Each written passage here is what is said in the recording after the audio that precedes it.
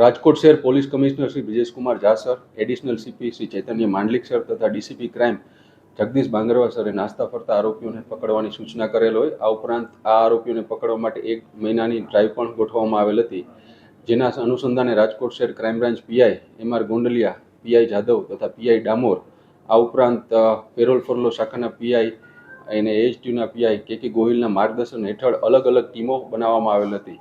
આ અલગ અલગ ટીમો દ્વારા ટેકનિકલ સર્વેલન્સ તથા હ્યુમન ઇન્ટેલિજન્સની મદદથી ગુજરાત રાજ્યના અલગ અલગ જિલ્લાઓ, આ ઉપરાંત ગુજરાત રાજ્યની બહાર યુપી, એમપી તથા રાજસ્થાનના કુલ નાસ્તા ફરતા એવા 46 આરોપીઓ પકડવા માટે